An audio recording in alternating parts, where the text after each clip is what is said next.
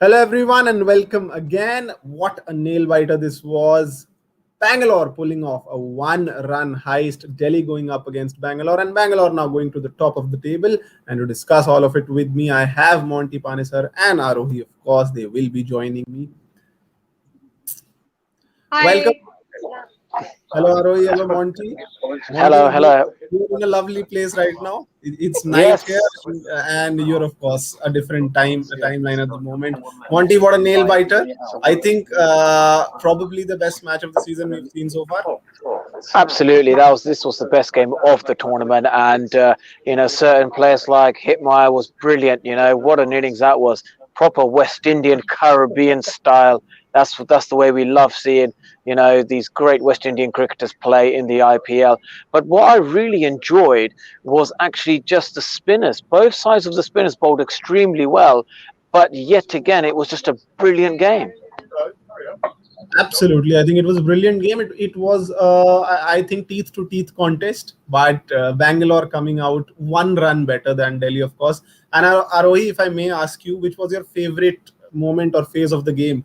Bangalore Pacers nailing their Yorkers to perfection, or Hetmyer hitting the ball out of the ground at will. And there were so many other moments which we could talk about. Of course, which one was your favorite?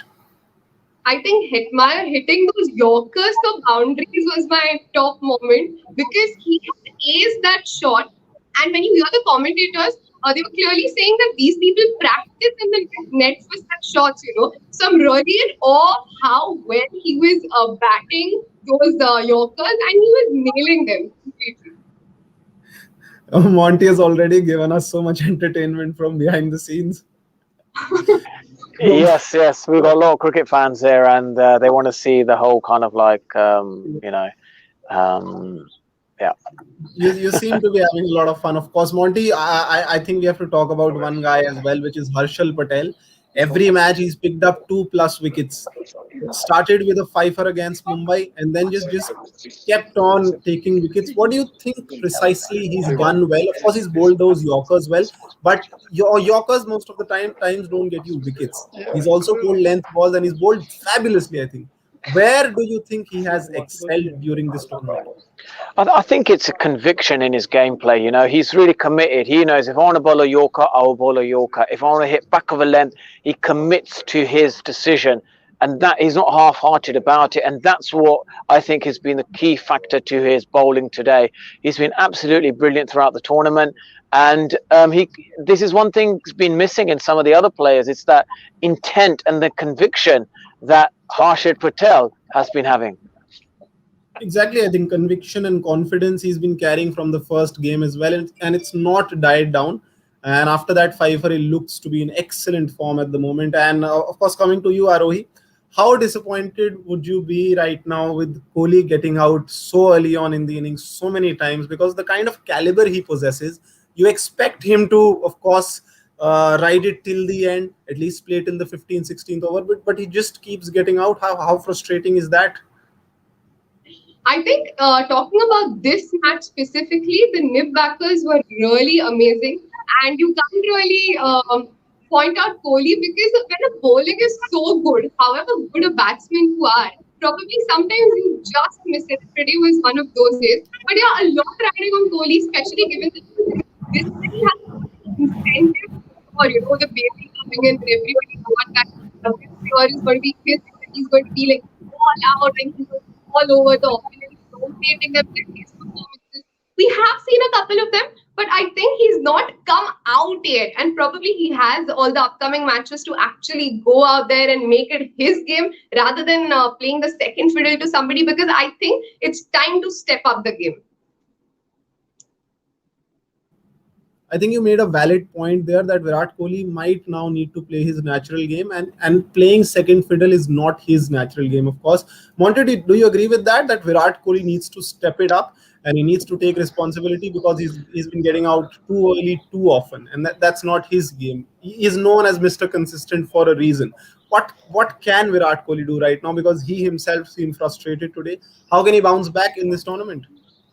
Yeah, look. I think for him, what's important is that RCB won, And yeah, his form is going to be a slightly issue. You're going to think is opening really the role for him, but he's actually doing it for the team. He knows that he wants to change things up, and there's been far too often AB de Villiers and Virat Kohli batting together. Should put on a great piece of entertainment, but not really winning, not getting over the line. This year they want to win that trophy, and that's why he wants to open the batting. There's going to be games where he's not going to perform. There's going to be other times where he gets the team off to a flyer, and there will be also times where the team has to bat around him, and he may not have to play that attacking role. That just depends on how RCB start in the power play. So he has to adapt to these various roles, which is difficult for him. When he was batting with, AB de Villiers, he knew that, they both bat with intent, with that intensity, but here he's got like 2 or 3 roles depending on the start the RCB get. For sure, I think Virat Kohli, of course, has always been a team man, and it always seems like he's playing for the team every time he steps onto the field, gives his 100% on the field as well.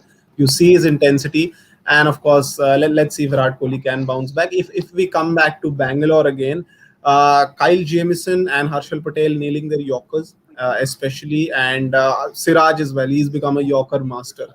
Monty, having played the games for so long again, and lots of fast bowlers have been around you in all the dressing rooms you've played in. How difficult is that Yorker to bowl? Because nailing 6 out of 6 is almost an impossible job. But bowling a Yorker, how much effort does that take? It is very difficult task to do, because the thing is, as a bowler, you're trying to aim halfway through the stumps. Where do I look? There's so many different processes each bowler has, but also the high arm bowlers. They are gold dust in this IPL right now. With that, look at Jameson, 6'8". Add another probably foot on top of that, 7 foot plus where the ball is coming from, and that is such a difficult place to get them Yorkers out and hit them out of the ground. It's much easier when you're slightly the shorter bowlers. So I think RCB have done absolutely perfect, to invest in a high arm bowlers, the tall bowlers. They're the ones who are going to make a difference at the latter stages of the game, and deaf bowlers, bowling at the deaf. You bowl good Yorkers, that could be the difference between you winning the game and not losing. And also your price tag. You look at these bowlers who are fast bowlers, their price tag goes through the roof if you are very good at the death. Absolutely. We've seen the likes of Chris Morris going for 16.25 crores, then Jai Richardson bagging 14 plus. Pat Cummins bagging 15. Last time he was picked for Kolkata. Now Kyle Jamieson also getting 15 crores. So they are a very rich commodity now. Of course, the fast bowlers all around the world, not just Indian bowlers or overseas bowlers, of course. And Arohi, coming back to you, have you seen a conscious effort by Prithvi Shaw to slow down his game now and play a little more cautiously? Because again, he was throwing his wickets away too carelessly at the start of his innings. But now I see a conscious effort that he is trying to build an innings now rather than just throw the bat at everything. How do you think about that approach from Prithvi?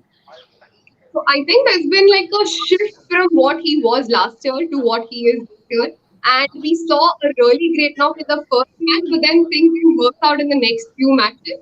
And now again, you see this conscious effort from him to build a partnership, to stay on crease for a longer period of time and give them a good start. But I think he should not get too cautious also, because again, that is not his game. His natural game comes when he has those perfect strokes. His technique and strokes are something that you need to talk about because they're just so good and they're just so clean. But having said that, you also seen KKR aside in the last match. They were so cautious. They forgot that power play is the time when you actually score the runs. So, that shouldn't happen with somebody like Shaw. And I think he should keep both in mind, balance it out somehow in his head. That is how he's going to come out of this phase again.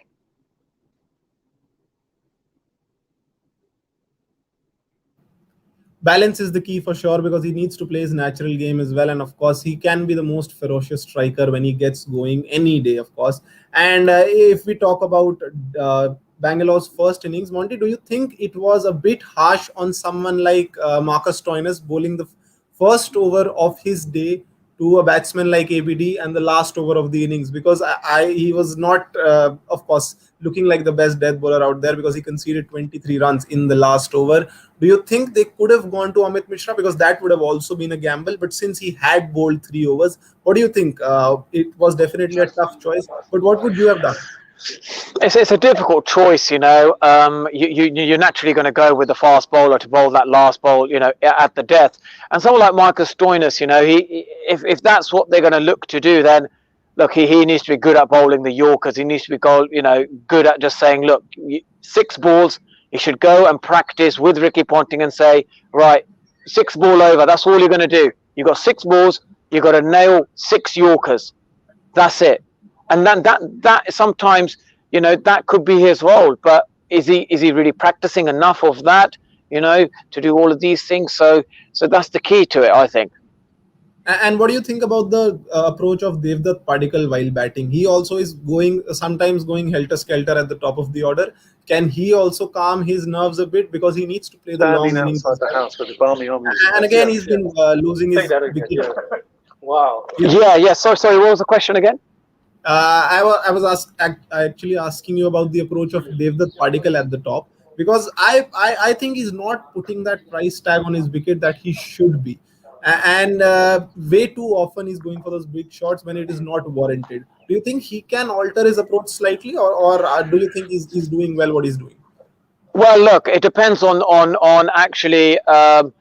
What he has to do is the bowlers he come up against. He came up against Ishant Sharma, who actually bowled like a test match length, and he needs to, when he comes across bowlers like that, it's like you're trying to get yourself in there. You're not attacking them, because Ishant Sharma's played.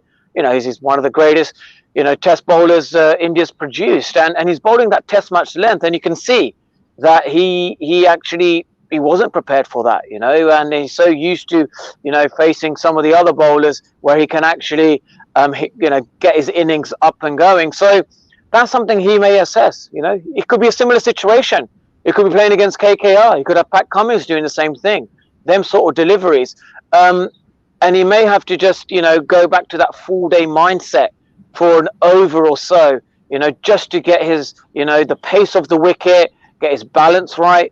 And then assess, and Virat Kohli's there on the other end. Have a chat with him. Say to him, look, I'm finding it difficult. What do I do? Do I just leave the ball? Do I just take a single? Do I go hard at it? It's test match length bowling, and I can't get this out of it. I can't hit this, over the top. Of course, I think there is no better man to have at the other end than the master himself, Virat Kohli. And he can always have a chat with him about what is going on the pitch and on the field as well. And as you said, Ishant Sharma bowled really well. He's played 101 test matches, and it showed in his bowling today. The experience reflected in his bowling. And this question will be to both of you, the next one. First, Arohi. Do you have a gut feeling this might be finally Bangalore's year this time around? Oh, it looks like so far, because they have been absolutely nailing it in all departments, be it fielding, be it batting, be it bowling. Of course, we've seen some collapses. But there's always somebody in the team, most of the times AB, to stand up and say, I'm going to finish this. I'm the man for you today. So I really hope finally they get this year, and I can actually see the team building towards it throughout the tournament. And Monty, adding to that question a little bit, do you think there are some still some chinks in the armor for Bangalore, and can they improve on anything? Because it was almost a perfect game for them today. But anything that you'd like for them to improve in the next game? Well, I think what it is that they've got to continue to perform as they are, because they batted really well. Good decisions in their bowling changes. It was like a perfect game for RCB. Now the pressure is going to be on them. There's going to be other teams who want to beat RCB. Mumbai Indians is another team, where that will be a big game for the likes of RCB there. But can they win this tournament? It would need to be the consistent performances from RCB. They look like the strongest team, in the tournament right now. They're the team that I think can win this tournament, but it needs consistent performances. That's what we need to see from RCB. Exactly, because when they start sliding down, it's a very steep slide for them, and we've almost seen that every time. They lose one, they keep losing on the trot as well. And where do you think Delhi went wrong in this game? Because they just lost by 1 run. There was not much of a margin. But same question for Delhi: what can they continue to do if they have to win more games? Well, I think with Delhi, the trouble is going to be, with the Rabada. He hasn't really performed to the level that we thought he would have done. So I think, probably the right decision is, for him to maybe rest. They took obviously a gamble with him, but it obviously didn't work out. So I think, with Rabada, maybe give him time and try and bring someone else who's obviously, ready to deliver. They might, because they have Anrik in their side as well, and he's almost a like replacement for Rabada. And Arohi, do you think losing out on Ashwin during this season is a big blow for them? Because he's gone out for a good cause. He's gone out for a good cause, but still they would feel that one experienced player, such a big Test player, has played so many T20s as well. Would they be feeling his loss in the nets as well and during the matches as well?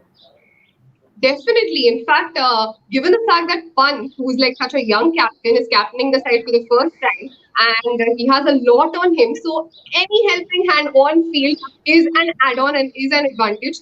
But also, he's not performing a lot in this tournament so far. Like, he hasn't gotten a lot of wickets and all that. But he's always a good addition to have, given his experience, given how senior of a player he is, given how he can direct the other players, especially the bowlers, new bowlers. Avesh Khan, somebody like him, he can groom him to be a good player, and he can get the results from him, which he himself might not be able to produce in a given match. So I think it is a big blow. But if you were to see just the bowling stats, then you can definitely get somebody else in his place. And lastly, Monty, the one guy I've been impressed with in all of the matches for Delhi is Avesh Khan. How do you think he's gone in this tournament so far? And I probably he's the most valuable asset for them. What do you think about Avesh Khan this season? I haven't seen much of him, so he's a player that I don't really know much about. Okay, so Avesh Khan has been nailing his Yorkers quite well. He's been going well this season. He's kept Ishant Sharma and Umesh Yadav out of the side for quite some time now. Ishant Sharma is obviously back, but that tells you how good has Avesh Khan been this season. And of course, lastly, thoughts about tomorrow's match, Arohi. It's Chennai versus Hyderabad. What are you expecting from another high-end encounter? Chennai has been absolutely brilliant this season, and the way they have consistently performed, I think Chennai is going all the way. Last year, they gave a dismal performance, but they've come back strong. It's not just a change of two players in the squad, Moeen Ali and Raina, making such a huge difference. And they're back to what Chennai had for all those years. And Hyderabad has started to show some results finally after so many losses. So I think it'll be a good match, keeping in mind the fact that Warner has finally, it seems to have found the almost perfect team, and Chennai, the ever so experienced and ever so good captain MS Dhoni, would show there's nothing you can say about him that people haven't already. But I think it'll be Chennai's game tomorrow, given the consistency and form they've been. Okay, let's see if your prediction comes true tomorrow. And Hyderabad, of course, do take some games to realize that they need Williamson in their side. But now they have him, of course, and we'll join you tomorrow again. Till then, have a good night. Keep enjoying whatever content we are supplying to you, and keep watching SportsTiger. Have a good night.